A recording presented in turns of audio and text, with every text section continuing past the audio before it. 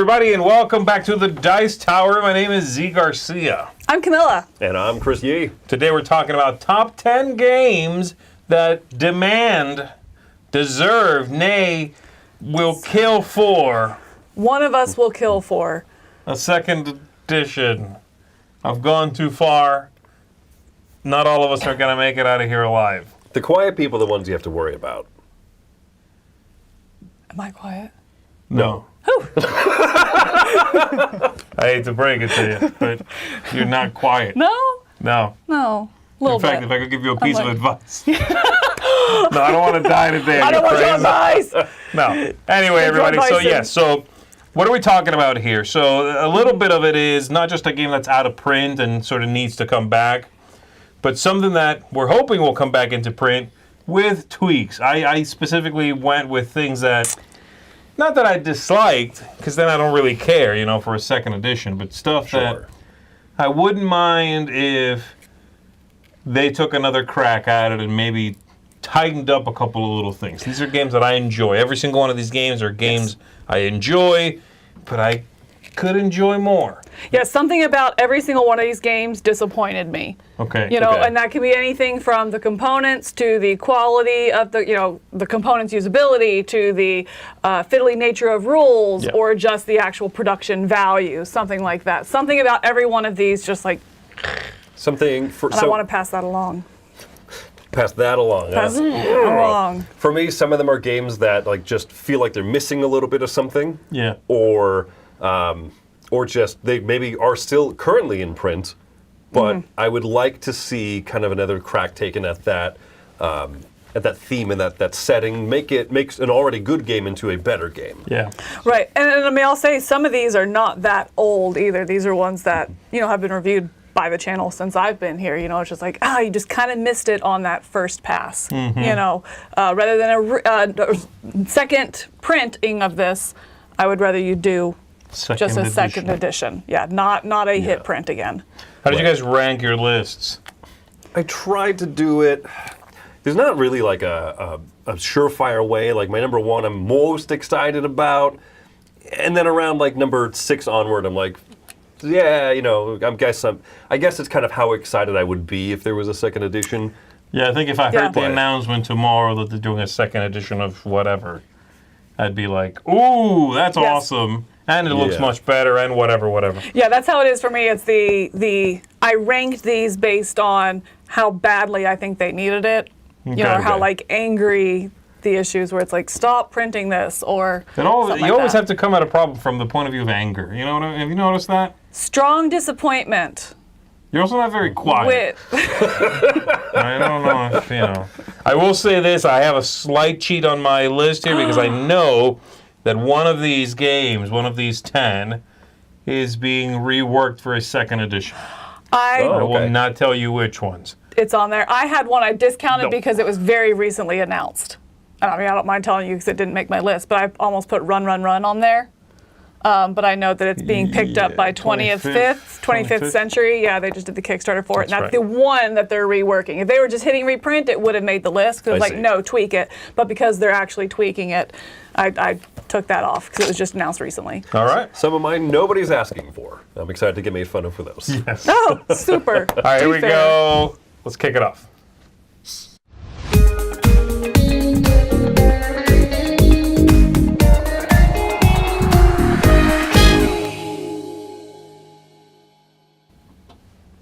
My number 10 is one of those that I don't know anybody who's clamoring for this one. Nobody's like, please.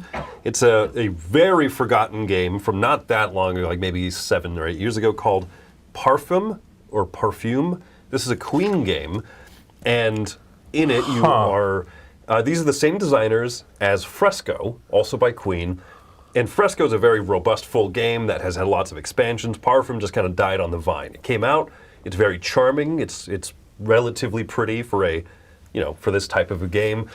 You have a wake-up track in the bottom left corner there, and depending on how early you go in the turn order, you get fewer actions. Later in the turn order, more actions. And that's great.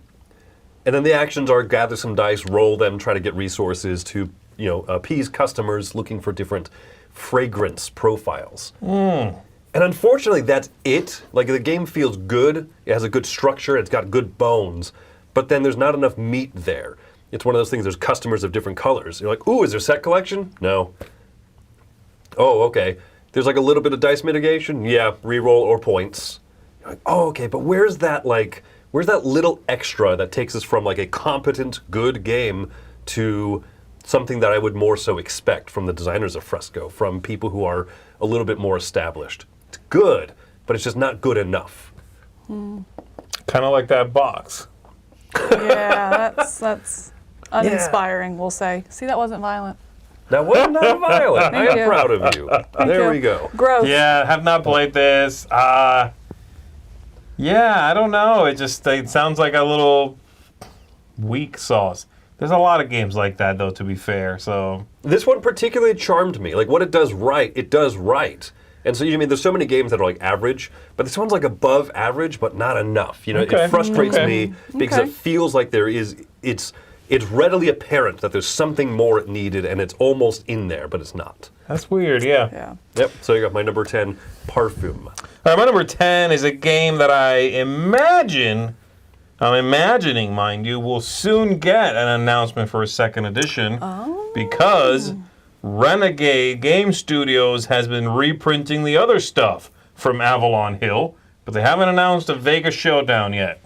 Oh, I know. Okay, so I know Nexus Ops, that's going to happen. They announced it. Looks great. All the Axis and Allies and this and that. They've got a bunch of stuff that's coming out. Vegas Showdown has not been announced as a game that is being reworked. And while the game is very interesting, I think it's got a little bit of a toe in that camp you're talking about, Chris, where, yeah, it's good. It could use a little more. It could use a more interesting set of action cards at the beginning of every round in this bidding game. You reveal a card, and it changes the rules for that round of bidding. And they're a little lame. It's like, oh, the casino workers are striking. They're on strike. I'm like, that's not a thing, first of all. They're like building a casino, mind you. They don't work at the casino. Oh, okay, yeah, that's different. Oh, okay, gotcha. No, I was like, There's like there's a few famous culinary strikes. Yeah. But anyway, continue. No, this is a game in which you are constructing a casino, like with brick and mortar. Okay. There are not people who only construct casinos. That's a worker. They just build cement walls. Anyway, it doesn't make a lot of sense. It needs a little more in that deck of cards. And the player mats are like this thin little piece of paper. The whole thing looks a little bland. It could use a little oomph in the quality department for sure, but also a little more interest in some of the moving parts in the game. It's got a really great core, and it uses the same rules as Amon-Ra, in which you bid on something, and then if somebody goes and outbids you there, you have to move your bid to a different thing. You cannot rebid on the same thing. You have to bid on something else. So I really like the game. I think it's interesting, but yeah, and it's time to update this one. This needs some bringing up to speed. So my number 10, Vegas Showdown. Well, even component quality wise. Oh yeah. you said it's like a piece of paper for the board or something? It's a literal little piece of paper. How old is it? Really old, or is it? The original one came out in 2005, so yes. It's got some, okay, yeah. It's got some years on it. It can drive. It can almost vote. Oh, wow. Can it vote? What's the age? I don't know. I haven't been there for a while. Anyway. I don't know. All right. My number 9 and my number 10 are the newest games on the list. And so they're definitely more of that. I hope this was a one single print run and you're going to do a second print run and kind of bring it up to speed. But number 10, I think I did the review with you, Chris, and I rated it a 4.5. Oh. We were both incredibly frustrated with the usability of the components on this one. Do you remember? Is this that little Java Dulce? Yeah. Dulce, that one. Yes, it is. And this is, I know I joke a lot like, I don't like the varying shades of brown. That's an aesthetic choice. And this one, it actively makes the game pretty close to unplayable. Like it is frustrating to play. Absolutely. The longer you play it, the more you're just so frustrated that, like, why does the gray brown look just like the regular brown, which looks like the orange brown, which are, I mean, peanuts and walnuts and cocoa beans and all this, they look the exact same. Right. Maybe not so much in the actual square component, but in the iconography on the tiles. So you're getting these tiles and you're either using them to plant in your field, or you're actually using the other side, which is a building card, to build out your buildings, your factories, your towns, right? To produce or to use these beans that you are growing.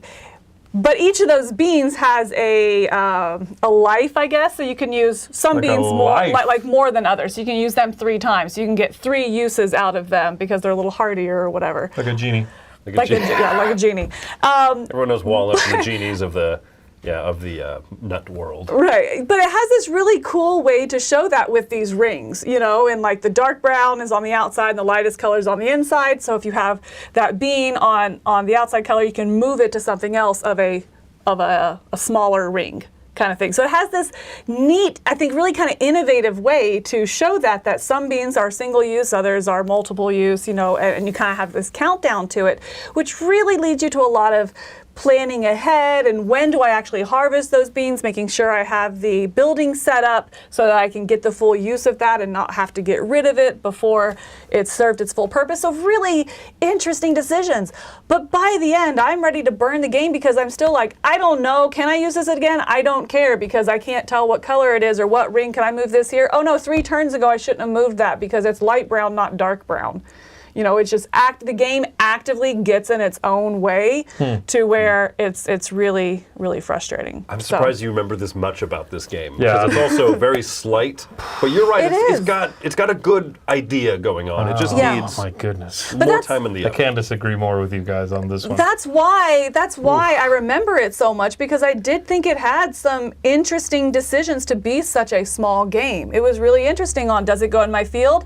Does it go in the factory? Or do I just discard to be able to harvest and initiate that? You know, so with one of 3 things you can do on your turn, all of which you have to time correctly, it was really interesting. But man, the components on this and just some of the color choices, you've got a good theme, you've got a good mechanisms. Why didn't you have another person look at your components before you hit print? Just, anyway. So that's my number 10.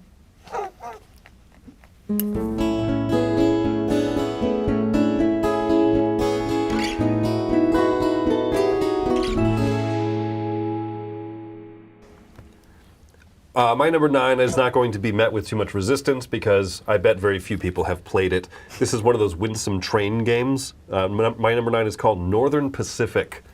And you can tell immediately why this one came to Oof. mind. Just look at it. Just look at it.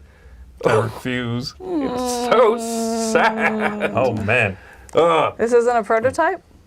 No. Oh. No. This is, I think, the... so Winsome did it with the very uglier version, and this is Rio Grande, who they did the main print run of Yeah. it. And it still looks like this. Rio Grande has games they care about, and then 80% of the games that they put out. And this falls in the 80%. But what's clever about this one, I think that you would hate it. Yeah, I Straight up. already do, yeah. It's I already- kind of a route speculation game. On your turn, you either put one of your cubes onto one of the cities anywhere on the map, or you determine which direction the train goes. You put out a train piece. And you play 3 rounds of it because you might get hosed 1 round. The train might not ever go to a city that you have put some of your cubes out onto. But then the next round, you're further behind, and so it's about these interesting shared incentives among the players. It is butt ugly, and it's just a quirky, odd game. But I would like to see this reprinted with a backside of the board. Well, first of all, art, and then a backside of the board that has, so the front has the classic game, the rear side has some other little changes because it's such a slight game. It's fun, it's enjoyable, but I wouldn't mind having a different map, having different little areas with special powers or something to them that's a little bit more than just how minimalist it is overall. And I think that I am alone in saying I think it's interesting. I was Both the gonna games you've say. had on your list, the main thing, the artwork for certain here, but Right. is that you want a little more, which is interesting. right. Games that left you wanting, a little more interest. And I enjoyed my plays of it, but I kind of felt afterwards like, yeah, but it'd be neat if, there was something more to it. All And that's right. not going to be the case with all. These are two of the most obscure ones on I my expect list, it in for sure. every single one of these. All right, number 9, Northern Pacific. My number 9 is a game from a long time ago. This came out in 2002, and it's a game called Lifeboat. Not Lifeboats, Lifeboat. This is a small card game in which you are given a character. You are on a boat that from a ship that sank. You're now on this lifeboat, and you have a character, one of these people, and you have someone who you secretly love, and you want them to survive. You'll get victory points for that, and someone you secretly hate, and you'll get victory points if they don't make it. In the game, you're going to be fighting for position on the boat. You're going to be drafting cards. Some are going to be things that are worth victory points at the end, assuming, well, actually, you don't even have to survive. They can give it to your, your family, I guess. So you get points for stuff. And some of them are weapons and things you can actually use in games. A really neat idea with a very messy rule book, an old production, great artwork. I love the look of this game, but it needs an up-to-date feel. It needs to be tightened up. The rules need to be tighter. The things you're allowed to do need to be better explained and more sort of efficiently laid out. It's a game kind of its time, and it's one of my favorite games of its type. A mean, cutthroat. Oh, you're fighting so-and-so? I join your side. You're like, oh, so-and-so is my enemy. Okay. Or maybe not. Maybe they want my position on the boat, whatever. But it needs some streamlining. It has to be. It needs to be the kind of game that you can open up right now and feel some sort of sense of modern design and game making. It reminds me of a news article this morning where we found out that Ravensburger is reprinting Othello with rules in color. And this game, I had to redo my list. This is sort of that. This is like, you know what this game could use? A rule book with color. Because it is a black and white rule book, fold out thing. Yeah. That's what this needs. Just being brought up to date. Yeah. So my number 9, Lifeboat. All right. I think I have zero interest in that game. Yeah. Like just the way that it's described. But I agree. I mean, it's nice when you see something that is classic that just is, brought up into the current century. Yeah. I don't know if you would dislike it. This game sounds worse than it is. Okay. But you also have to forgive it for a lot of things. You have to be one of those people who's like, let's make up a rule on the fly and keep moving. It needs more streamlining. Got it. Funny, they were just talking in the comments about so far all of these games have had crap artwork. It's like that's the first thing they need is like new artwork or graphics. That is not the case with my number 9. I think it is absolutely gorgeous, and that is Hickory Dickory. This game is one that I was so excited, and even like learning the game, like I'm liking this. Oh, that's really cool. That's innovative. I like the way the mice can combo their scoring together, and there's a really interesting tension on when do you. Well, I'll just kind of explain it here. As the minute hand is going around the clock here, you have a mouse that you can put on it, and it always goes to the back, pushing everybody on it forward. So eventually, you will get pushed off that and be forced to get off and take the action that you land on, or you can choose to get off earlier if there is an action that you want to take. So it has a really good tension of that. If I want to make it to that action, am I going to make it all the way there, or do I go ahead and choose to get off early so that I can get back on later to get that action? Just a lot of really good tension, not only on your turn but other people's turns. I'm loving all this, but then the gameplay just kind of fell flat. There's a couple mechanisms in it, a cat paw that's randomly put out that blocks options, and if those options can be similar enough to where just one of the mechanisms of the game kind of doesn't work, and it doesn't feel tactile enough tactical enough, where you can just adjust your strategy. It definitely seems like it just completely hinders the game. The more and more it goes on, it's like, okay, I can see this isn't going to work halfway through because the options aren't there, or because I got pushed off a little bit early and there's not enough like saving graces kind of in the game. So it's one that I think, similar to what I was saying with Dolce, is it has some really great bones here, but the rules just needed a little bit more flushing out. because the gameplay by the end was pretty flat. And I still have a lot of hope for this game with changes. It's not like, ooh, that was flat, blah, that's a bummer. I want more out of this. I saw that it's there and capable. I just wish that they would take and just revamp it a little bit more. Yeah, the clockwork thing is so fun in it, and then the rest of the game around that part didn't live up to. It's like, the careful planning and the mechanical timing of things, and then cat paws, close down the action you want to do. Right. All right, that sucks. Right, or my other mouse has this, and I can't get them together so they can switch the items. Oh, wait, someone got that contract first, and now I cannot do anything because my mice here are full in their backpacks, and there's no contracts with it. What can I do? And so it made scoring very, very swingy depending on who got places first. So the game some of the rules got in its own way, and I'd like to see it just a little more streamlined and taken down. So it's my number 9, Hickory Dickory.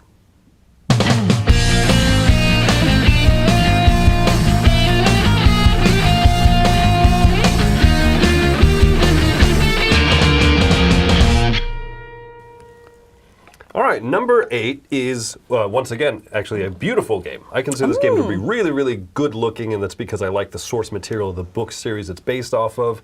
This is Stonemaier Games' Red Rising. Oh, okay. This is a very attractive game. This has a great idea. Hey, let's take the basic concept of fantasy realms, trying to create a hand of cards that will score based on the cards that you do and don't have in hand, and it's this really neat puzzle. And then it did a few things. It really flubbed a few things. One, it has very mean, unnecessarily mean, a few cards. Yeah. There's destroy some a Which is card. always weird when there's a 3% of a game is take that, and you're like, but why? Right. It's either take that game with some, chance for it to happen, or not at all. Or you're trying to force that mechanism. Oh, force player interaction. I'll throw a couple, take that, and you're like, that doesn't, it doesn't fit. A few cards doesn't make sense. No, it's too few, and it's too drastic. Destroy a card in someone's hand. You're like, well, there goes 38 points. Yeah, that's wild. It sucks. Yeah. So I get that. This is a very leaning into the themes. Those characters in that book are nasty. They'll murder people left and right. Good. Don't put that in your game. Find a clever way for that card to still be that feels like that slimy character I hate, other than wreck someone else's day. Yeah. And then the other part is that it has a board in the middle, which Fantasy Realms didn't have, and there's 3 different ways to move up tracks and add stuff and collect things. And at the end of the day, almost every time I've played, if you go heavy in one or split your attention and stuff, everyone walks away with about the same number of points from the board, and then it just comes down to how good is your hand. I agree, and also the 3 ways, or however many it is, it's 3 different ways to get points on the board, are really all the same. Yes. In a different graphical, delivery method. Move up a track. This one you move up on the track, and this one you go around the circle and you push people back. In this one you put out a token, and then you count the tokens at the end. I'm like, those are all the same thing. You just made it look different. One is shaped like a rocket. It's the same thing. It is. Yeah, it's kind of, that's weird. Yeah. It's a game that's grown on me because I've played it solo, and I think it's great solo. So I've actually liked it more with time, but I still look at it and go, man, it'd be great if this was a 2 to 6 player game. And it just isn't. So second edition would be fantastic. My number 8 is an oldie but a goodie, a classic Euro game, I think, which is out of print, and I don't know why it's out of print. This is a game called Goa. Goa is in that old school 2004 Puerto Rico kind of place. That's where it lives. It's a game that I consider to be able to stand shoulder to shoulder with those kinds of games. But it looks like this, whereas Castles of Burgundy has a nice fancy edition, and Puerto Rico's got a nice fancy edition coming out. This still looks like this, if you can find it at all. And it could use a little more pizzazz. It's due for something, It never had anything extra. It never had any sort of... They did put out a Goa, a new expedition, which had a lot of speculation before it came out. Now you use dice to do this. And none of that happened. I think they retweaked a couple of cards for balances. That's it. You know what I mean? So... it's one of those Euro games that I would love to come back, especially lately. There's been so many interesting moves in that realm where they take a Euro game and they go, we can make this true to form and look good. Or, appeal to people who are going to enjoy a nice plastic building for no reason at all. You can do that now. And, this is one that they could do that with. So, Goa, my number 8, really good stuff. Yeah, never tried it, but I'm interested. But yeah, this is the game you would like, for sure. There's no question. Me? Mm-hmm. Yep. I would? Oh, you? Oh. No, I thought you like me as in like, no, is it I know me it's next? my turn. No. Yeah, would you like it? Yeah. No, I don't think so. I don't think so either. Okay. My number 8 is one that I don't know that I would want too much tweaking done with the rules. This would be purely iconography based and just usability, functionality of the cards and the iconography in that. And that's Insecta, Ladies of Entomology. I really enjoyed this game. I think, first of all, it is the artwork. I love games like this that take nature or some element of nature and hyper focus on like kind of an underrepresented part of it. Like the study of insects. No one's doing that specifically. I think the artwork in this is fantastic. It looks like one of those science boards, where they take the bugs and they pin them up. I think it's really, really well done. I love that there's 2 different seasons that you're going out and looking at the bugs and journaling about them. And the way you choose your action selection for the round is it's one of those like scale ones where you can go earlier on next round, but you get a weaker action. Kind of thing. So wake up track. One of those. Thing, but the rounds, there's 2 different seasons, so when you're choosing your order for the next round, it's actually based on the strength of the next round that you kind of want to vie for. So it's a really interesting mechanism there. You're going around the world here trying to collect these different bugs and pretty much set or tableau building. I think Tom kind of compared it to Verdant. Now he has me thinking. Verdant. Okay, yeah, sorry. I just heard him talk about it. You got vassaled. I got vassaled, yeah. Verdant, and the way you're building out your tableau to score off each other. That being said, it's really frustrating that you cannot tell the difference as you're set collecting, you cannot tell the difference in the continents. They're all the same color. It's this itty bitty, like, I don't know, half the size of a penny, kind of icon in order to see what continent it's from. And then same thing with all the different goals. It's just really confusing. You're having to squint. You have to pick up all the cards, squint, and put it back down. Pick it up, squint, and put it down. Anything like that. And even by the end of the game, to where you're like, you know what, fine, let's just keep it going. I picked up that card twice, and I don't remember what it is. I don't want to do it again.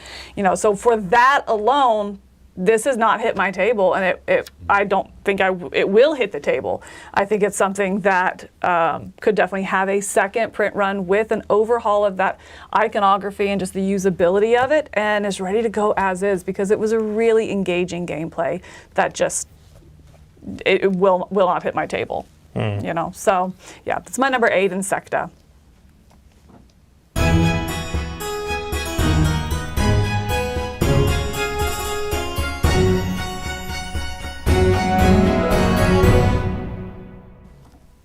All right, number 7 is a big game that recently fulfilled its Kickstarter, maybe 2 years ago or so. This was touted as kind of Gloomhaven in space, mixed with X-Wing. It's a game called Stars of Ikarios. This is... Oh, wow, it's very new and I thought pretty popular. It's... Maybe yes. I'm mistaken. I think that it's been well received. Right? This is from the same company that did Mythwind. This was their first game. And I liked the combat. I liked the kind of like the dice manipulation, go around, shoot things up. The problem was that it just had a lot of errors in it. Big campaign, big epic story and everything. And there were just some paragraphs that were written wrong.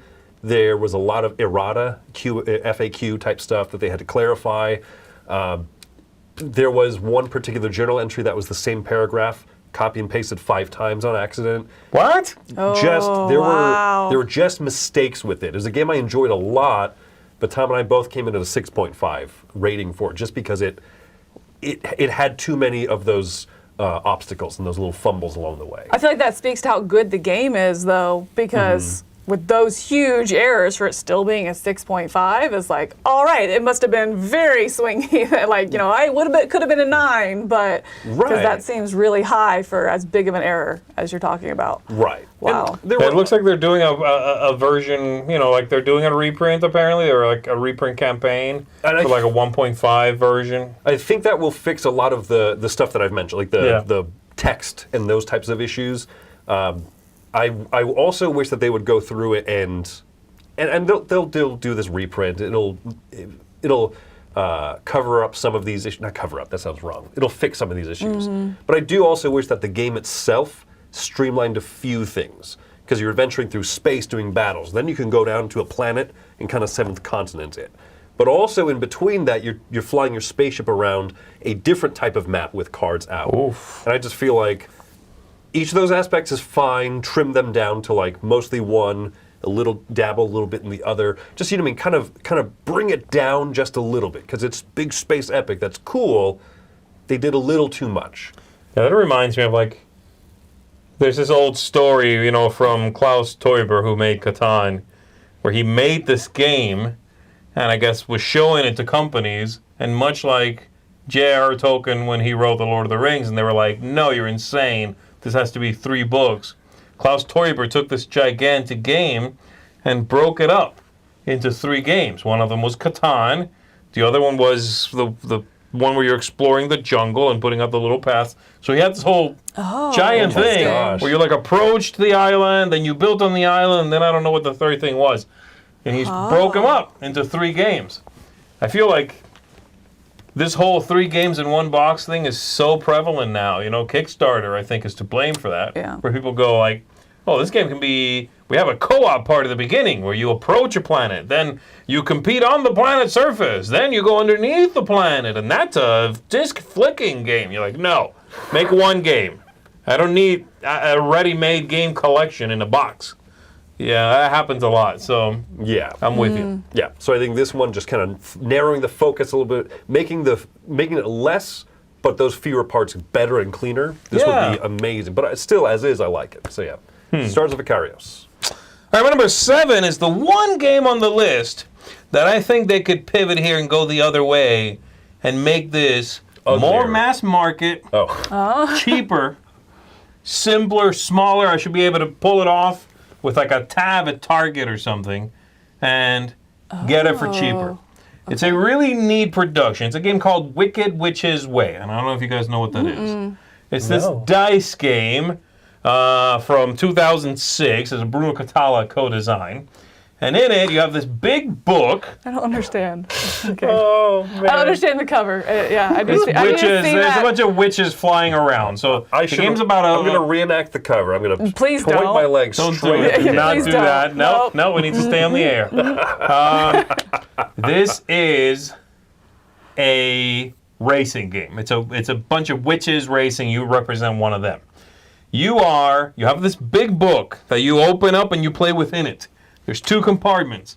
It has a divider in it. Okay. With a tab. You can grab the tab and sort of close the one side of the book or the other one, yeah? Okay. You take a bunch of dice, you roll them in there, and everybody simultaneously looks at all the dice until someone finally goes, okay, boom, and they close it. No one can look at them anymore. And you're trying to figure out what the dice combination is to advance. What is that? Well, things in orange and black cancel out. There's a few rules. You need to sort of look quickly and be like, okay, I know which symbols are the correct ones, following, 2 or 3 steps of rules. It's a neat idea. And they made it in this overblown book with this confusing track for the witches flying around, action cards, things you could earn to play and manipulate, and it's too much. It's a neat idea, but if they need to take this thing and explode and kittens it, where it's one mechanism in a small box. Roll the dice, look, cover it, guess what it is, you're off to that's it. That's what it needs. It needs to be a smaller game. And I think it could sell really well at that point. It's one of those mismatches between how much I have to teach you and how much you have to learn, and then when we start playing the game, you're like, this is really stupid. This is a silly game. Why'd you teach me for 20 minutes? to roll and quickly see if I can like visually discriminate these dice from one another. There needs to be a game I can teach in 2 minutes. And then it's great. It's a 15-minute game, it's fun. So I would love to see this come back and be used because I like that system in a game that is a lot simpler and a lot more just mass market. Just lean into that, this is the only one like this where I'm like, they really need a big pivot here. Interesting. And then I would be all about it. I could recommend it then because I think the people who would really like this will never find it in this form factor. So that's my number 7. All right. My number 7 is one that I think opposite of that. I really enjoy the gameplay and the roots of what this is doing, but I want a little bit more to it. And that's going to be Legendary Inventors. I actually really enjoy this one. I think it has... I just double checked it. Maybe it's Legendary Inventors. Maybe it's not Legendary Inventors. Maybe I did the wrong one. Maybe you meant the next one. Put it up. Witches? 4? No. Oh, you switched it for this one? Well, maybe I super messed it up then. Okay, well, I'll put Legendary Inventors up. Ooh. It's going to be Legendary Inventors, which is not number 4. Yeah! All right. My number 4. Yeah, it's Legendary Inventors. This is one that I've actually gotten rid of twice and keep taking back. Like I bring it here to the office to get rid of, and then I see it on the shelf and I take it back home because I really enjoy it that much. But then every time I get the rule book out, I'm like, I just want a little more from it. I want some more inventors to it, but also I want a component that functions a little bit better. So in this, you have an inventor, and they all have skills on the sides. They have like 4 skills. And through the game, you're going to be leveling those skills up by inserting tokens into your little player board. So there's common goals outside in the middle. You use one of your inventors, and you'll turn them sideways in order to contribute that skill to a common goal. You tap them. What'd I say? Turn them sideways. Yeah. Tap them. No, I'm not You're not playing gonna get magic. sued I'm anymore. not playing magic. I don't You want no to play. longer I get don't want to sued play for that. magic. I'm just going to turn it sideways, and I'm going to use that skill to complete a common goal in the middle, or to contribute to a common invention in the middle. The last person who whoever contributes the skill to that one that finishes it gets to make a decision on if they want to take those tokens off the card or take the card itself, which is going to be scoring at the end of the game. What I like about that is those tokens that you take off are going to have some sort of special ability, or it's going to upgrade your inventor, something like that. So I really like this. It's not semi-co-op because you're definitely competing for that middle stuff, but it's this common like pool that you're putting into and really trying to hope I want to complete that card because I want that. How much do I contribute towards it? At the same time, balancing your inventors on which ones you're going to level up instead of taking those points. So I really enjoyed it a lot, but I just felt like it needed a little bit more. First of all, the tokens that you use in your actual player board to upgrade your legendary, your inventor don't fit. They're like just a little bit too big, and so they become frayed by like your second play. And so I end up just setting them to the side, but then you're tapping your inventors. No! You got her to do it. Yeah, come at me. So once you do wizards. that, then it doesn't line up, so it becomes visually. I found myself working around this, which is really, really frustrating. So I think it just has a little bit of balance. It maybe needs a little bit more incentive to take the card instead of just upgrading your inventor, anything like that. And I think a lot of this would be fixed with a second edition. Another look at the components and maybe beefing it up or giving a couple different modes to play, something like that, an expansion in it or something. It just needs a little more beef. Okay. So I haven't even heard of this one. Really? Is it recent? no, this is like 16, 17, I'm guessing. I don't Okay. know. Something recent, or I mean, it's not 2002, you know. Sure, but- yeah, it's not go on. Did you ever play that little game that comes in a tin called Builders? Most Yes. boring title of all. You played that? No. There's a I reworking love that of game too. I Oh, love that okay. game too. Oh, okay. They definitely are very similar. Oh, okay. And so I didn't realize it was reworking, but I like that one too. Anyway, so which I think Legendary Inventors I was hoping was going to be a little beefier than Builders to Yeah. compare the two, and it It's just and sort it of like a didn't. bigger box. This Yes. is the edition. Yeah. You want something not Yeah, exactly. little tin. I Got actually it. have both of them and gotten rid of them, both of them twice. I'm pretty sure I still have them both. So next time I bring it in, I'll text you first. My number 7 is Legendary Inventors. I think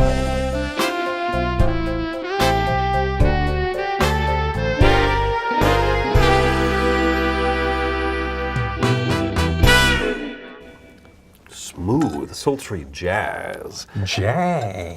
You're listening to KWGVVM. All right, number 6.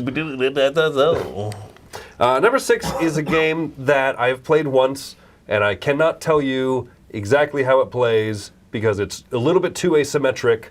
Real-time co-op game called XCOM, the board game. Yeah. This is one that I would really like to see reworked a bit because it's got a great premise. Aliens are bad, and they want to kill humans, so you should stop them, right? Yes. This game is very cool. It's one of the first app-integrated games.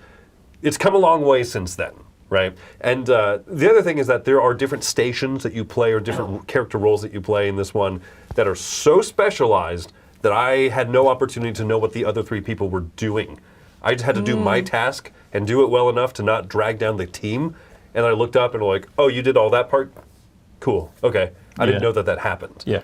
Like they asymmetried it a little bit too much, and I would like to see this kind of like what you're saying, like pull it back a little bit. Strangely, Okay. right? Like help me be able to focus on the game as a whole, and know what my contributions do, but still kind of keep this neat, real time, exciting, great theme. You know, I don't know how popular XCOM is currently.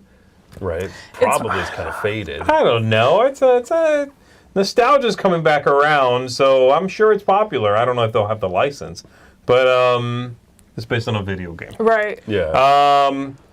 You're right. This was a pioneer in this whole app integration thing. This was the original one that people like took up torches and pitchforks against. So I agree with you. I think another pass at the tech, if nothing else, would help. That's interesting. It's definitely one that's been recommended a lot to me, like within my taste and that kind of stuff. Oh, okay. But it's one that a couple of the issues you're talking about, as I look into it, hey, do I want to try this? Is it worth it? I kind of find myself backing out. So I think it's one of those, if a second edition came out, not a second printing, but like a second edition, I'd be like, oh, let me take a serious look at this now. Yeah. Yeah, exactly. So. Good stuff. Yep, number 6, XCOM. Das Borden game. I don't think so. But Oh, okay. I was close. my number Portuguese will get me. 6 is from the same company, Fantasy Flight Games. It is also a themed game, I mean, based on an IP. And there's one pretty obvious thing that everyone complains about this game having not quite nailed. They tried to fix it in expansions. I don't want to mess with all that. Just fix it in the base game. I'm talking about Fallout. Oh, yeah. Fallout is a pretty neat, engaging, well-themed exploration game in which you are moving around the map, you are discovering tiles, you're fighting mutations, and leveling yourself up. It's got a really neat amount of stuff, like various things going on that are very cool. Unfortunately, you're also scoring by backing one faction or another, and it kind of swings a little bit too much between them, and at the end of the game, it feels a little bit like I lost. The other camp ended up getting more points, and I was sort of backing this one camp. Again, they fixed that, or attempted to, in the New California whatever expansion.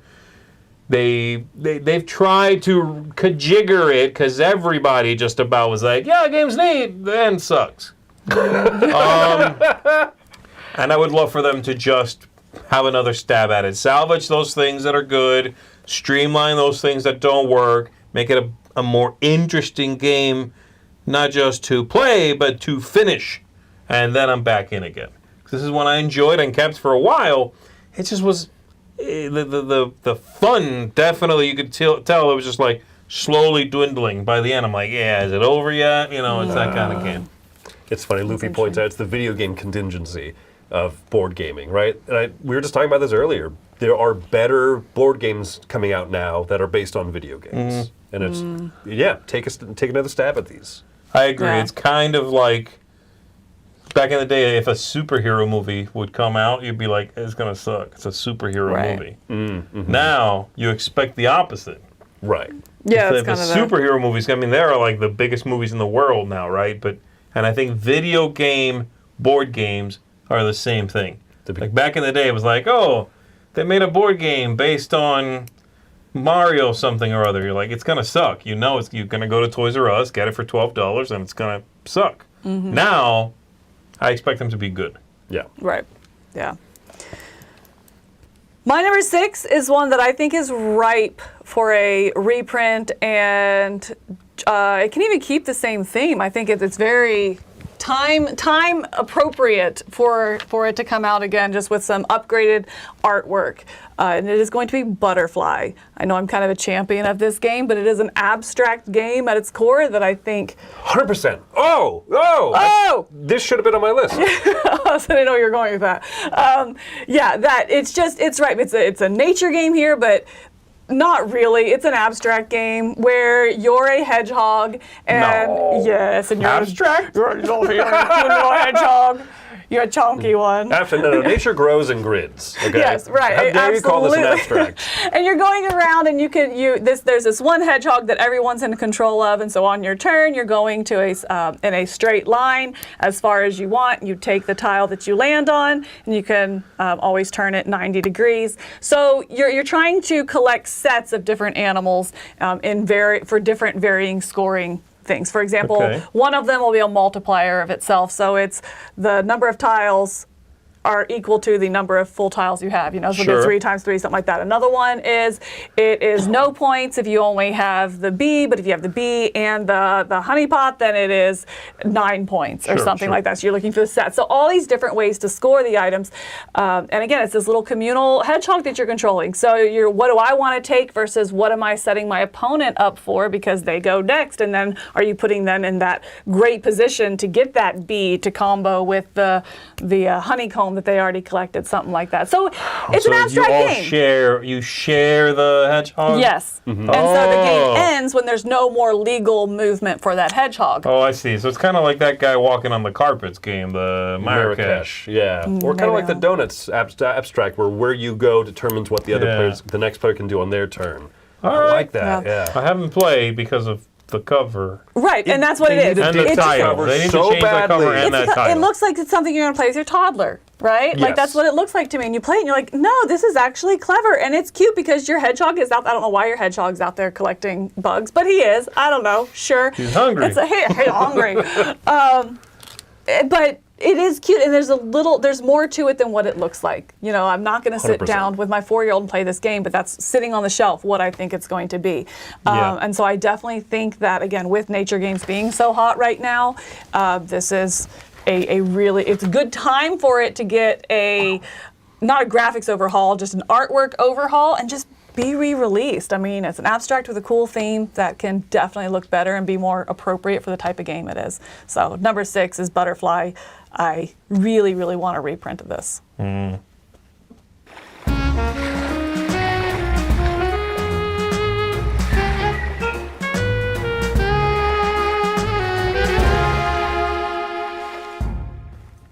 Speaking of a good time, right? Like, this game needs to strike while the iron is hot. My number 5 is Raw, the dice game.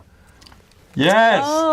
This is first of all, folks, it was so hard to find a Reiner Knizia game that didn't already have 7 editions. I was like, oh, Marshmallow Test, no, that already is a 2nd edition of Voodoo Prince. Yes. Stumbled upon this one. I'm like, good. I think there's pretty much been like 2 companies that printed this, right? Like maybe Uberplay and Rio Grande or something. Sure. So it's never had like a 2nd edition. This one is a dice game. You roll the dice 3 times. It's a little bit of push your luck, but it's very well constrained within those 3 dice rolls. And based on what you roll, you can put your cubes in different places. And they are very representative of just like the main board game Raw. Build up lots of different monuments or move further on the track.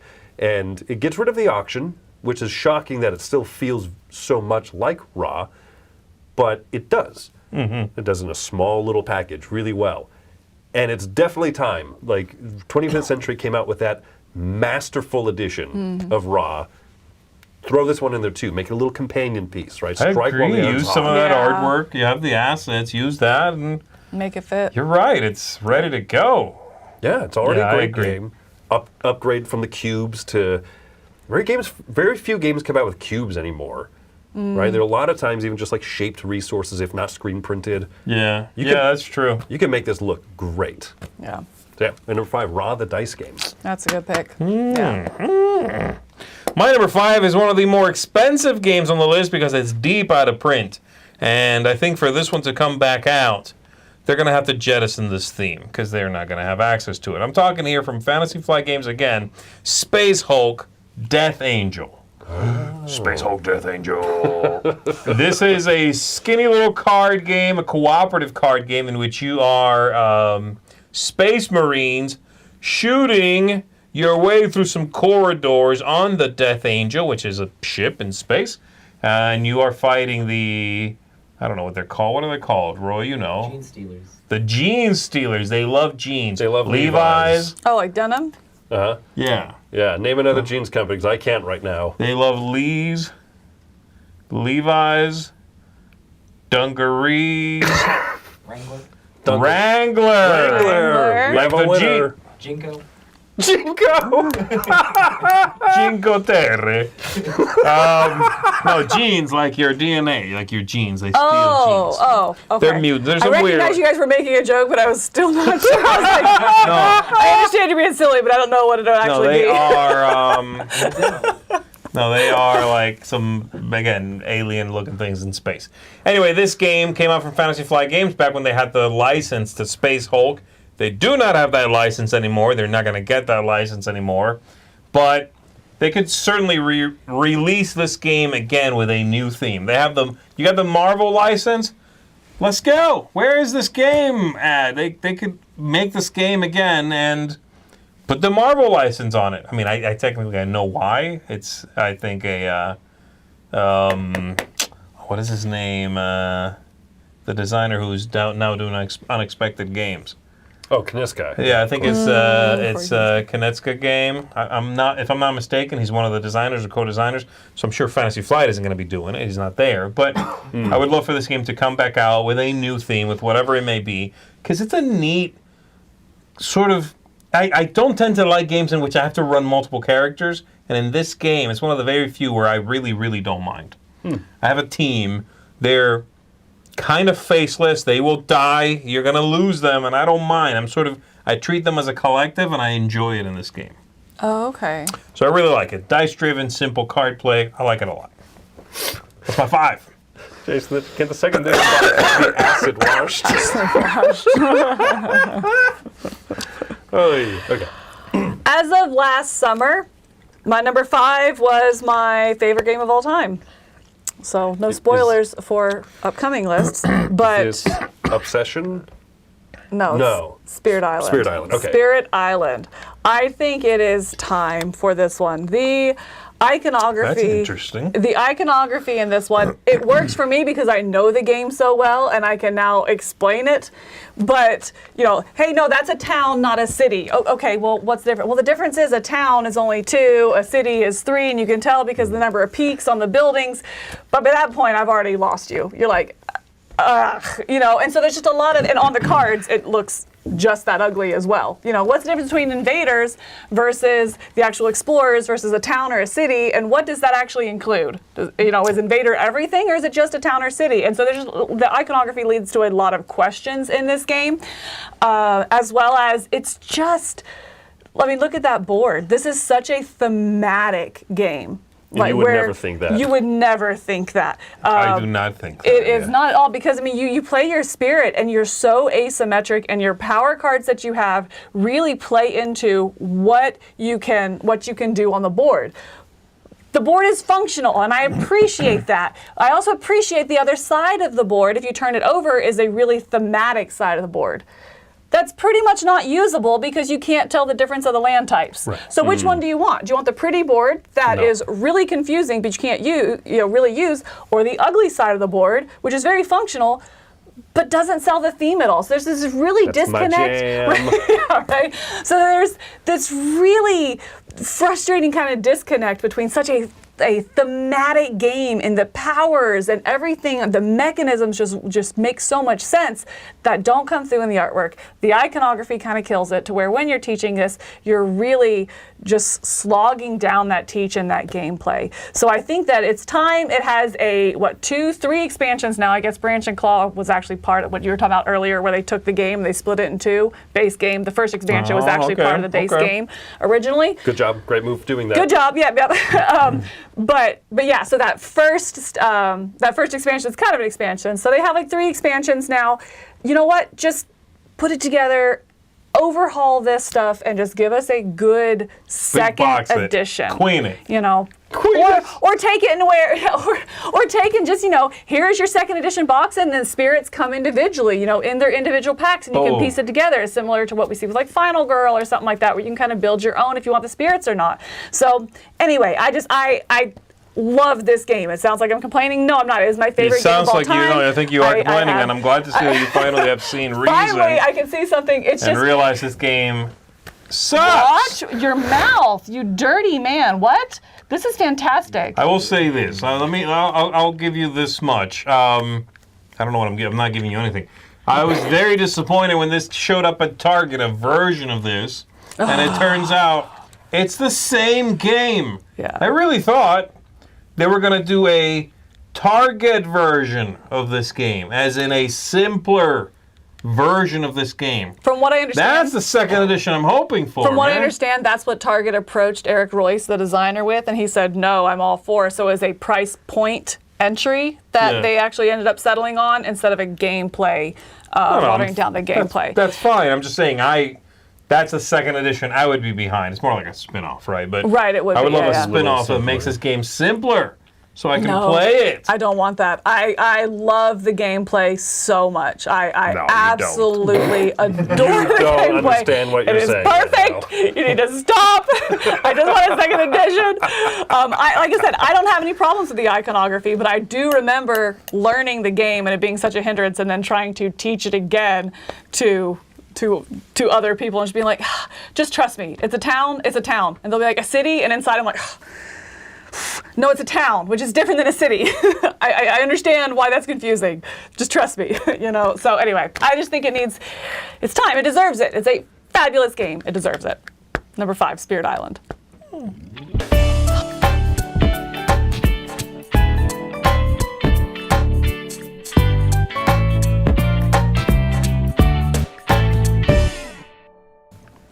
Interesting, my number 4, so following up to that, is a game that I also very much like. This is one that has continued to stay in print for quite a while now. The chat has actually called out a few times. It's Lords of Waterdeep. Really? I think that I think Lords of Waterdeep still holds up. Fantastic game, super fun.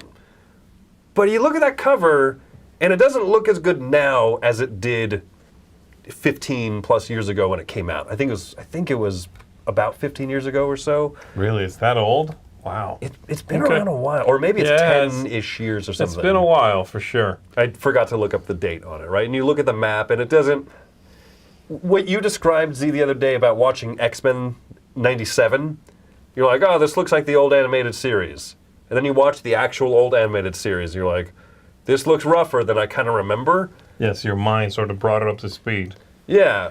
If you showed this game to someone, they would think that it was a much older game than it is. Yes, right? Absolutely. I think that this game could use a little bit of a graphical update. I think that'd be neat, right? And like I said, shaped wooden pieces are so much more common than just wooden cubes now. Yes. Little things that would kind of sell this theme a little bit more. You could touch up the art. You could touch up the cards.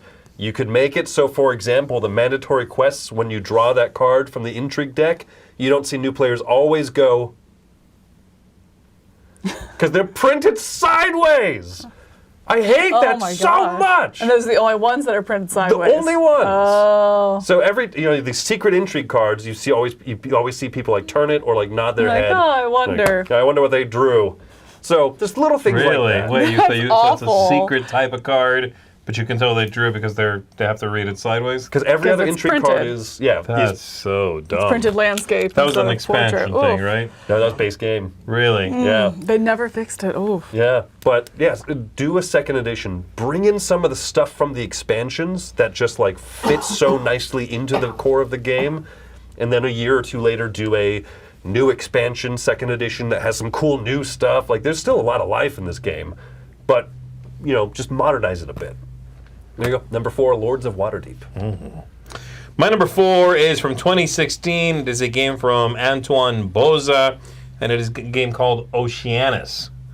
It is a drafting game yeah. And in it, you are going to has this kind of a little obtuse of a drafting mode in which you are drawing some cards, keeping one to draft. The rest you give to whoever is the leader for the round, and they get to pick from this whole. It's a confusing, unnecessary sort of moment in the game. But anyway, you're going to be drafting this sort of 5 or 6 by 3 grid in front of you, with it representing the 3 different depths of the ocean. You're set collecting, you are scoring various things. There's a few things I would immediately change right off the bat. The whole building up a submarine, which looks great in pictures, but you're taking a whole sub with special abilities you can upgrade, and when you upgrade them, I can have a hand of 3 cards or 4 cards instead of 3, whatever. Then you remove a piece of the submarine, the cardboard thing, and you stick a new one in. Wonderful. Don't ever do it again. You need to make this game like half the size. Okay, this is dumb. It's like it's a game that feels this big, came in a Ticket to Ride size box.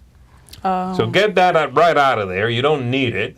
And then there's a few things that were just always sticking points for me. At the end of the game, I've done all this thinking, all this like careful planning, knowing when something needs to line up below something else is very tricky.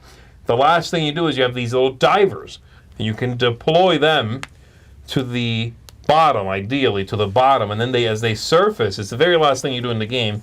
You gain, if you pass the little treasure chests, you draw a card from a deck, or you reach in a bag, and I forget what it is, but it's like mega random last final thing.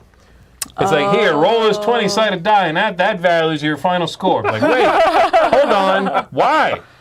Because divers is thematic, right? I really disliked that. That was such a final, it left such a, it was a final taste that was the wrong way to go. You know, that was the final thing you remembered in the game was, I got hosed. I drew 2 1s. I got a 4 and a 3. Like, oh, cool. forget it. Well, yeah, excited for you. So I would love for them to bring this back. The artwork already was spectacular.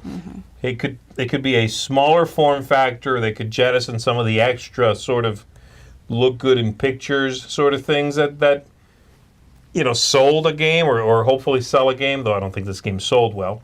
And just put it out again. This is one that it's probably the one I honestly feel the strongest about being almost there. Oh, okay. You know what I mean? It's like right on the line of like, man, I remember enjoying this game so much, and every time I play it, I'd be, you're almost there, you stupid game, you're almost there. It's almost frustrating that it's almost there. Yes, it's like, the most frustrating. It's like so close to that line. Yeah. So my number 4, Oceanus. Would love that. That'd be fun. My number 4, I guess, could already be said it's a second edition because it has roots in another game. But it's a completely different theme. And that is the one I'm talking about specifically here is Escape Zombie City, which is kind of already a second edition just from Escape, The Curse of the Temple. Yeah, The Curse of the Temple. This obviously has a completely different theme. It's going to be a real-time game where you guys are going out and you have a set amount of time to accomplish a goal. For example, one of the scenarios is you have to go out and you have to find the van and then get the van to the exit point with everybody on it. So as you're doing it, you're exploring these tiles, zombies are popping up, you're having to fight the zombies. This all sounds great. I like it. Thematically so much better than The Curse of the Temple. This is the game I want, but I want the simplified play that I get in Escape the Temple one, The Curse of the Temple. So I feel like this one is just a little bit too much going on. For me, an example of that is when you want to, in order to go to the next tile over and explore a new tile, you have to have the right things on your dice. Fine, all right, cool, I rolled that, I get a new tile. Well, then that new tile comes out, and when that happens, you also have to draw a spawn card. That spawn card can be one of 4 things. Is it spawning a specific color? Is it spawning at all these specific parts on the board? Or is it moving all of a single color? And so it's just, and this is happening real time. You're all going at the same time. So I might be revealing a tile over here. Meanwhile, you're over there fighting a zombie. Oh, wait, hold on. Now I moved the zombies. But then I forget to do the second half where I spawn on all the points. The points you're having to look at this board in real time, real too quick to find those spots. They don't jump out at you necessarily. So I just find multiple times when I play this game, there's always some part that I forget. Oh, I did it. I explored this tile and I forgot to draw a card. Dang it, because I got too wrapped up in the gong happened, and so I have to go back to the middle. So it's a little bit too procedural to be a real-time game. I think they went a little too far in it. This is the game I want. I don't want to play Curse of the Temple. I want to play this game, but I want the experience that Curse of the Temple. So they just took it a little too far. You're one of the few people I know that, like, hands down says you prefer this one, Yes. flaws and all. Yes. But you would love to see those flaws ironed out. Correct. Yeah. And that's where I stand on this. I think a second edition of this one specifically needs to happen. So. Oh, interesting. Yeah, that does not sound like it's something manageable.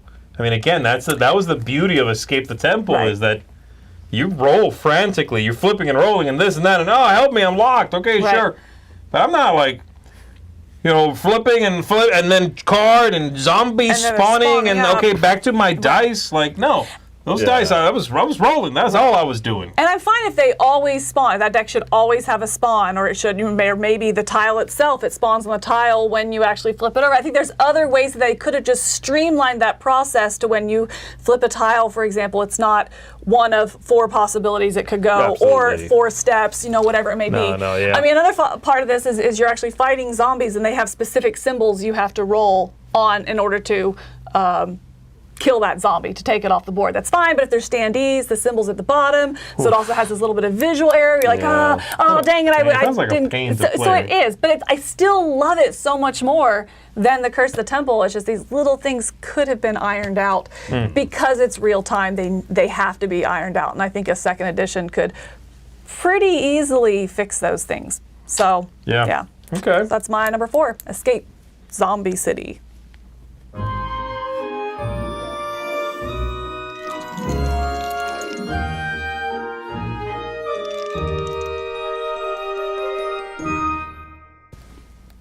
My number 3 is going to continue. We've mentioned a few different Queen games, and this is one I think is one of Queen's best games that is just a little bit in its era. So the game is called Thebes. Love this game. It's so fun. You are archaeologists going around trying to dig treasures in different areas of the ancient world, and you do it by digging your hand into a big draw bag and pulling out tiles based on how much time you're going to spend in each region, how many resources you want to spend on that. Has a time track around the outside of the game. Mwah! Chef's kiss, wonderful mechanisms. You pull stuff out of the bag, and it's a lot of sand, not just blank tiles. But then, I got some cool treasures. I got these things. And then you throw all the sand back in. So the next time someone goes to dig in that spot, there's less stuff in the same amount of sand. I really like that, but the game does end up being very lucky. Oh, it's super swingy, yeah. It's so swingy. And you can once you have some of those artifacts, you can do other things around the board, show them off in museums to get points. You don't have to just keep digging. But 1, it's the most fun thing to do. But 2, if you have the bad luck of never really drawing good stuff from the beginning, you're just kind of done for the rest of the game. You can't do those other things until you get some good treasure. Yeah. I'm trying to decide if I've played this What game. would you? I feel like I have. What would you change, you think? I mean, as with many things, modernize, update the graphics, all that stuff. I think that there can be some ways of balancing out that luck better. Yeah. Compensation for when you don't draw any treasure, or if you get below a certain value of stuff, like, well, you get a coupon for later. You know what I mean? Just like a lot of games have figured out little compensations that work nicely, and they don't feel like massive catch-up mechanisms. You know what I mean? Yeah, it'd be tricky. I like this game a lot, but you cannot play this one and expect, that the best player will win. That's, yeah, maybe. You know what I mean? But also, it feels old school. You are definitely grabbing in a bag and being like, I found a headdress for a thing. 4 points. And the next person might spend more time and get fewer things. It does sound like that's pretty thematic, though, for what you're doing, because there's the same amount of sand in the desert and only so many artifacts in it. So, I wonder what that mechanism would be they could put in to help ease that, but stay within the theme. I don't know. Yeah, stay true this to that. sounds familiar. I do wonder if I played this. It's a lot of fun. And I love the time track. I love so much about the game, but I haven't kept it for that reason. It's a little too old school, I think, for my tastes. Okay. Yeah. Yeah, it's an interesting game. It's from a one-time designer, I think, too. Oh, is it? He did the cart game, The I cart, guess. sure, But yeah. I think that's it. Yeah. Number 3, Thebes. All right, my number 3 is another Fantasy Flight game, which is interesting. And this one is a worker placement Western-themed game called Deadwood. I don't know if you guys have played Deadwood. I've not, no. So Deadwood is, you have a town, you are placing workers, each building in town is going to do something different. You are building new buildings as well, but you can go to a building that someone occupies and have a shootout. And it has this really neat idea for a shootout because the people have strengths, like many games do, like your 1 guy is sitting on a building and I go there with my 3 guy.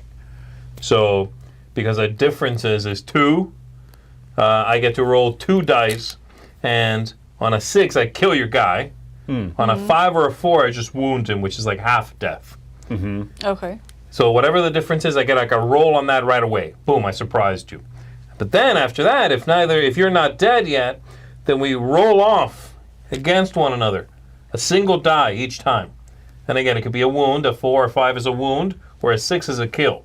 So it doesn't, the little guy could still kill the big guy, but I get that sort of like first initial roll the difference against you. I surprised you. It's a really neat idea. And you get, booted out of there. You can bring new people into the game.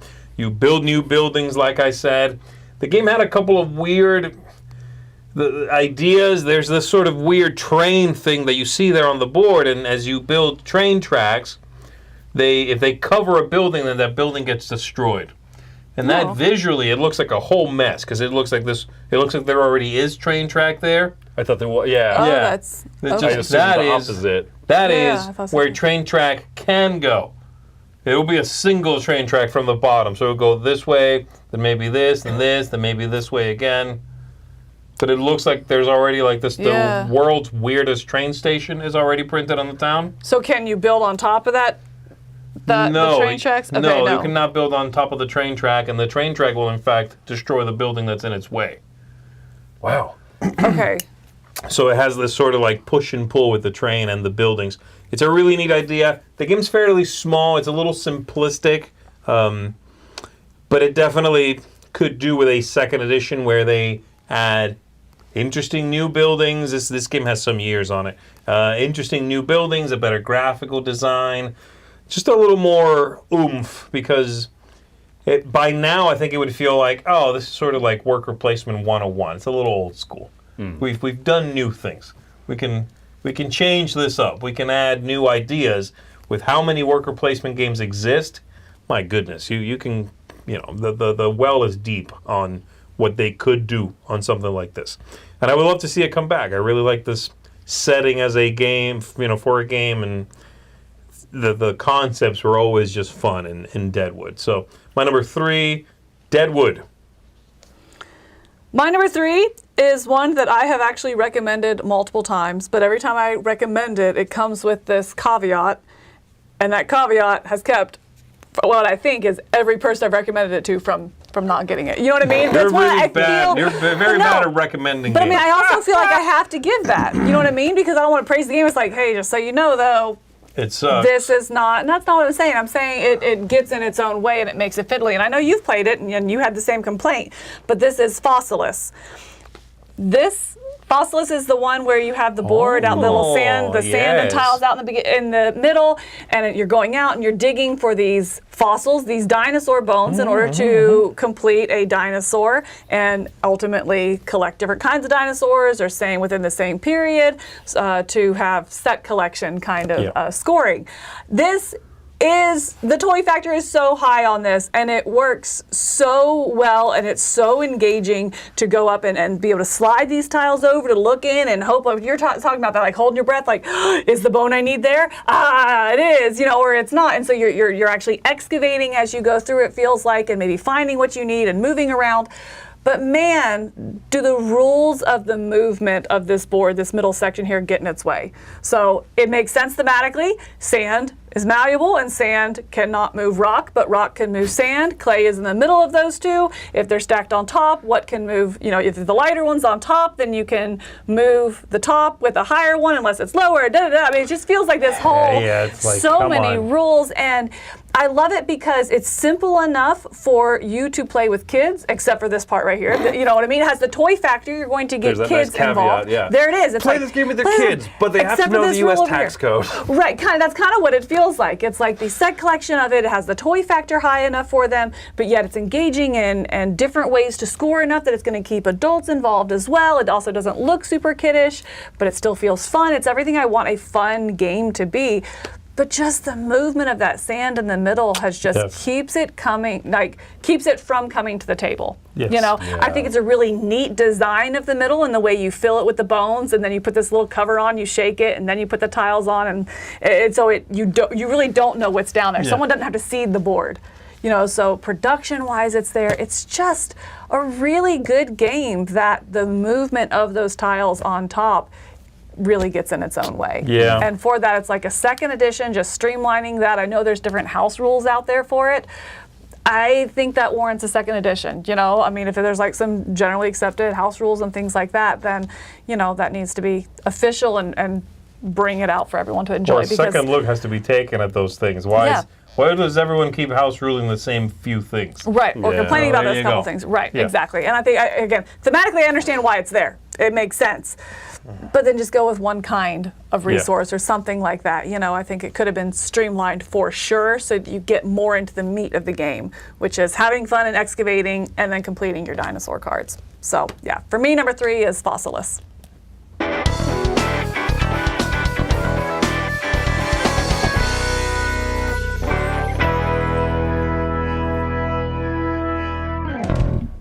Okay, all of the music from David Colling.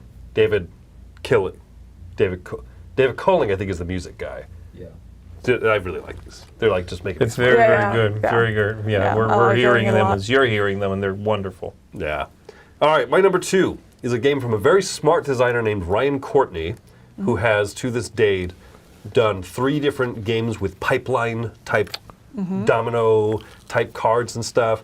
This is the second one of those. This game is called Curious Cargo. Ryan Courtney is a very smart individual. I am less smart. Too smart. Too smart, right? This is a game where he kind of admits, like, I think I made this too complex, right? And Capstone Games is very much like, make things super complicated. This is a teeny little 2-player line game box. It looks just like the Agricola, all creatures big and small. Looks like one of those. And this is a brain burner. It's a very good game that I enjoy, but too few people enjoy because it's too puzzly. You have 2 different colors of resources and pipes that you are trying to connect from these factory points on your board out to the delivery trucks on the left side of your board.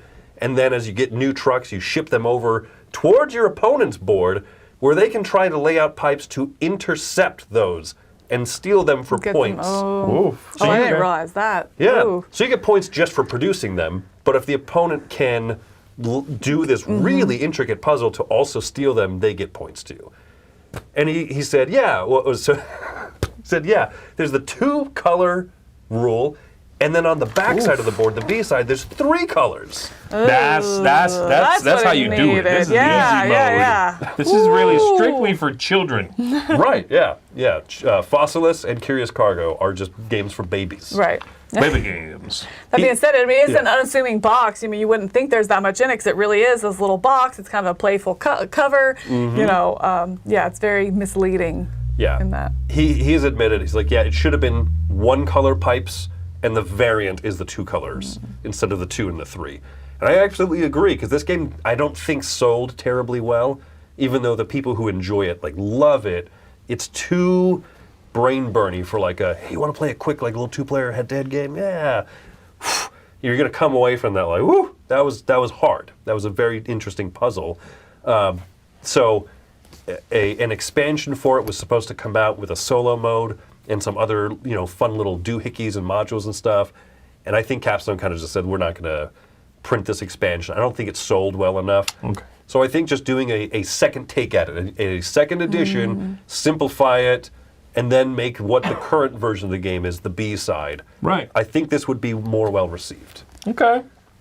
Yeah, there you go. Yeah. Number This is two. not one I played. It's not one that ever caught my eye, but I don't think I'd want to. Yeah. I don't think so, right? Yeah. I think a lot Not of too people dumb. wouldn't love it. I don't want to go there. You went there. You know what game I do have the mental fortitude to play is my number 2. Ooh. But barely, to be honest, barely. Fair. Okay. Yeah. This is a game called London Dread, and it's a pretty small.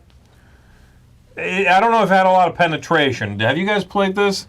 No, I've never seen it even. No, I've always been interested in it though. So London Dread is a 2-parter of a game, very much so. The first part, you are like a team of,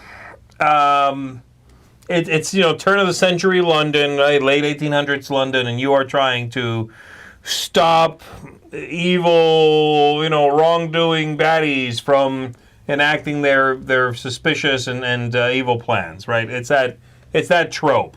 If that game set in London where that group of people doing their thing. It happens in a lot of board games.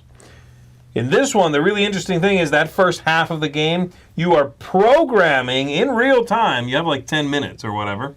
Okay. Where you're going to be at which given moment in the night. There's this clock. Okay. And you sort of talk with everybody okay, well, I'll be here at 5. So I'll put this here at 5. And okay, you're going to meet me there at 2 in the morning. Okay, then I'll go there at 2 in the morning. You do this planning for 10 minutes. And in the second half of the game, you resolve those things by going okay, 1 a.m. We went here. And we deal with whatever we encountered there, what have you. 2 p.m. You're there, we travel here, and you resolve everything. Sometimes things go awry, but it is not really about the gotcha so much. It's not a... what's the robots Robo-Rally. game? It's not Robo-Rally. It's not about I got pushed. Now the rest of the game is wrong. It's not that. It's just sometimes an unforeseen thing means you're in the wrong place when you could be helping somebody else. It's a great concept. And that first half is fantastic. The second half is interesting. And then you have to learn how to fight the boss at the end. And then you have to know when you roll dice or when you don't. And which kind of card you use for doing this one thing. And how your person functions. And it's just too much. It's just a game that feels like the designers and the developers were told, you got no deadline. Play. Keep going. Keep going. Oh, you got a good game? Yeah, but you know what it could have is more. Keep going. Keep designing. So kind of what you were talking about earlier with the Star of Arcaios. Stars of Arcaios. Where it's this could have been 2 separate games kind of thing is what it feels like. I don't think it's that it's 2 separate games. I think you need part 1 and part 2. They really do dovetail into each other very well. It's just part 2, which is really the problematic half of the game, doesn't need so much. I don't need to to learn a third mini game for the final fight. You know what I mean? I'm not a big fan of that. A few games do that, where we play the game and then at the end it's okay, now you encounter the final boss. Here's 2 pages of rules real quick for this final showdown. I'm no, I hate that. Man, I shouldn't have to learn something at the very last, the last 10 minutes of the game is not when you introduce a twist. You save that crap for your stories, for your short stories, okay?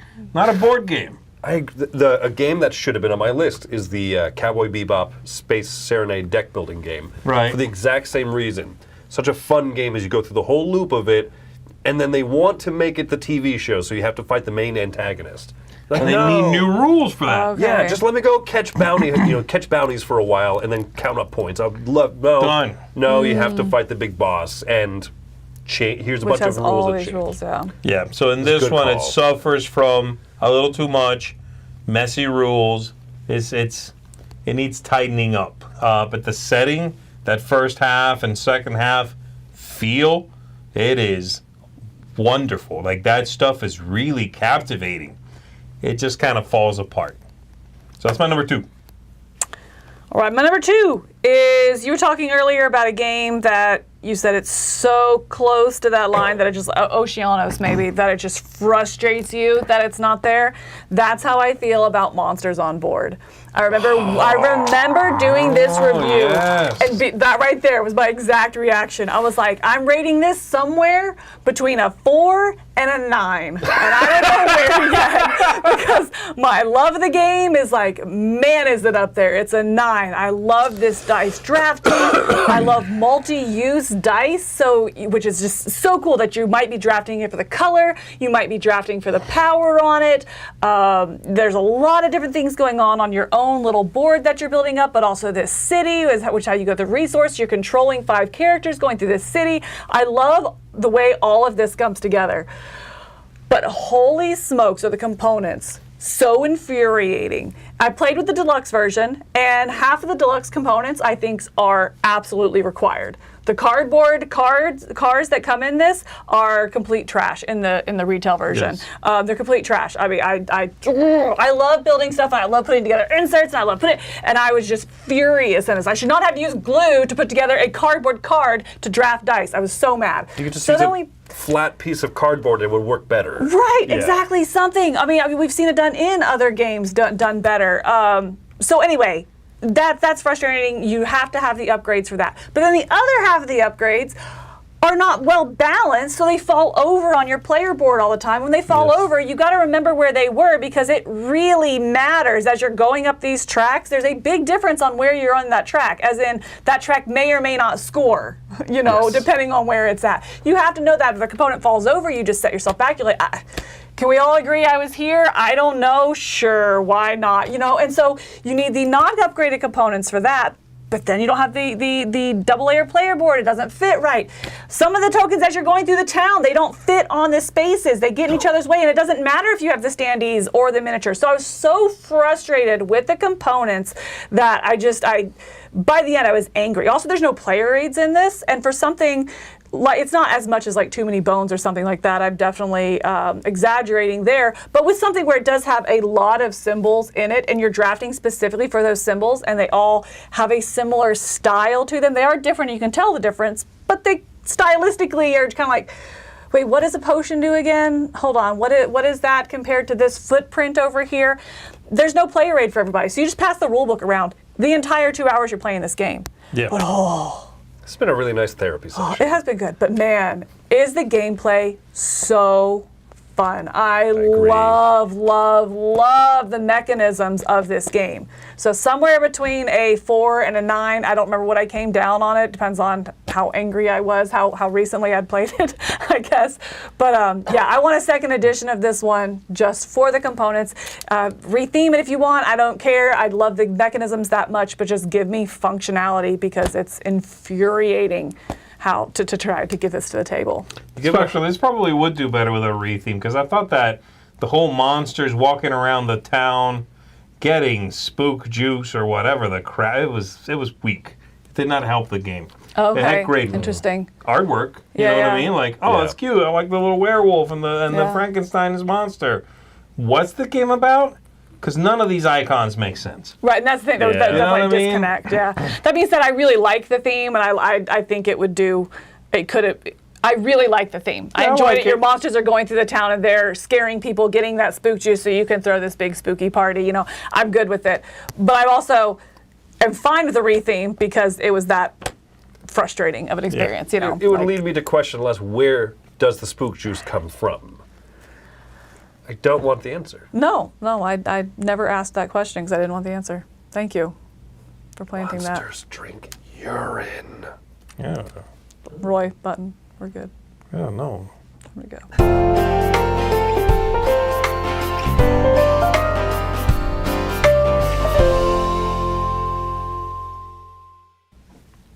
All right, my number 1 is a game that kind of falls into the more obscure camp. I started obscure, and I realized, like, for the sake of like exciting list, I probably should have started with a few more of like the whiz-bang kind of games. But my number 1 is a game that I would be the most excited about to see a second edition. It's an anthropomorphic animal-themed hockey game called All-Star Draft. This is the one from Suncor Games. I don't think it's gotten a U.S. release ever. We just got a review copy of it. You draft cards. You have a hand of cards, pick one, pass them along. And you are trying to create a good hockey team. by either having a lot of the same number or a lot of the same suit or animal or like a lot of the same types of symbols, specializations on there.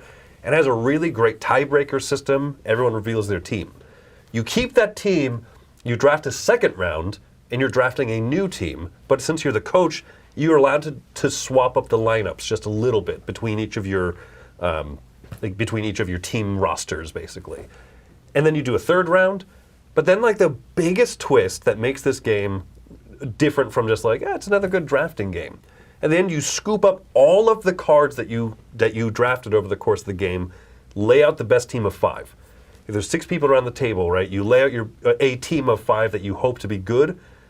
The lowest, worst team gets eliminated from the game. It's the playoffs, right? 1 strike out. And then the remaining 5 people play, and they have to leave 3 of the cards, replace at least 2 of them, and then they just take from those remaining cards, swaps them out, put them in, and then you reevaluate. Lowest team eliminated. And you just do that until there's one person who won the playoffs. But you count up points from the whole course of the game, playoff and midseason points. I've never seen something like that last part in a game. We talked earlier about games that have that, final phase, and then it just drops the ball, it fumbles it. This is the part where the whole game is good, it's good, it's good, and then the final phase ramps up the excitement. You might get eliminated. But you might have also done really well during the game, and so you could still come ahead. And then at that point, you're like, well, I'm out. But it's pretty quick, and I'm just going to laugh at the next person who gets eliminated. All right, just 2 more of these, and then we're done. It's so unique. It's so cool. But also, I don't think it's going to sell with this theme as much as I personally like it. It could use some little touching up here and there. But, man, I'd be excited if they could refine this one just a little bit and bring it back to market. It's hard because I think the theme is so fitting, right? It is. It really is. As you're playing this game, it does feel like that you don't necessarily want the best team. You want the one that can go the furthest. And so when do you put in your best players versus hold on to them for a later round for the second one? When do you really bring out your all-stars? Your starting line is not necessarily your best players kind of thing. Sure, they're going to get exhausted, and then when And so it has a really good implementation of that theme, but it does, I remember the first play of it just being like, it's a little just messy. I understand thematically why that stuff is there, but it should have been tightened up a little bit, maybe quicker to get to that final round in the playoff round so that you're really, that seems like the meat where it seemed like there's an imbalance of where the meat of the game is what I remember. So, I agree. I think that was a good call. Interesting. Never played that. Sounds cool. It's cool. It's in the library. It's one of those kind of, hey, if you want to try it, come to a Dice Tower event because it's not easy to find places. Yeah, right. For sure. All right, my number 1 is a game called Castaways. This is a game that came out around the same time that Robinson Crusoe Escape from the Cursed Island came out. Yeah. And this was buried by it. This went away, okay, very, very quickly. Oh, wow, that looks like it. And thematically, they're very similar. It's no scenario, there's none of that stuff, but you have workers. You're going to be taking care of your wounds and your health. That's along the side of your character there. You have locations where you're going to take your workers and place them for gathering wood, for resting, for exploring, all these things. There's a couple of issues with the game. The production and sort of what was going on, and thematically, I actually liked this mechanically. I like this more than Robinson. I like these mechanisms more. The 2 issues were, a big part of the game was sort of climbing up the island, making your way up the island to get to the top and I guess get rescued. And that took a long time. Whenever somebody did that, it plodded along. It was, you're traveling, then we're going to wait for you to do that. Because you're going to go, you reveal a card, you read the card, you interact with something, maybe you can move ahead. And you do that. It takes too long. And then, because of the way this was implemented, there were only so many cards, and you would very quickly, as you were exploring this island for your 3rd play, you keep running into the same stuff. So you see the cards very soon repeated. Gameplay, though, was excellent. And this is exactly the kind of game that would benefit from a new edition more content. Maybe you can go digital with the content. I think if you went digital with a reissue of this, where you have kind of like Zee Garcia or whatever, where that content, that those encounters are on an app. So you mean a companion app, Like not app? Okay, yeah. Yeah, if you did a companion app or help it be kind of, I don't know, I guess it's not app driven, but like a companion app, I think it would elevate this game so much because the gameplay, like I said, mechanically is superb. It is such a neat game. It just suffered from coming out right around the same time as Robinson. That one was getting more buzz. This from a small Spanish publisher, It was picked up in the U.S. by Passport Game Studios, who no longer exist. So it was dealt a crap hand. Yeah. But this game was so neat. And it just wasn't quite there. It needed more content. That was the main thing it suffered from. It's like, well, that's great, but I've seen it all. There's not enough here to keep coming back to it. It's not a one-shot game, but it kind of feels like a one-shot game or a two- or three-shot game. And then I'm kind of over it. Yeah, more stuff happening, tightened up, whatever, revived, because this is very dead. And I would be super into it. And that's really interesting because it's kind of the opposite of what we said. Or I guess the problem that we have nowadays, especially with like Kickstarter, is sometimes it's like, stop, pump the brakes, you don't have to do everything. This one's it's like, no, do a little bit more. We do need more content. This is one that needs that replayability out of the bat. The difference is when you talk about Kickstarter is they implement new rules. It's like, oh, this expansion gives you new mechanisms. This other expansion, new mechanisms. I don't necessarily want new mechanisms. I want more content for what exists. Well, that's what I'm saying. Even at that, like in a lot of the daily reveals are like, oh, a new event card. Okay, well, you use one event card out of like 50 per game, so it's not really. So that's more of what I meant by it. It's like all these like, oh, more content. You're like, you don't really need it 'cause you never see it. This sounds like the opposite. Absolutely. Problem There's so many times. There's only so many times I can run into the same monkey stealing my bananas where I'm like, all right. I get it. I want to see new stuff. Got it. Okay.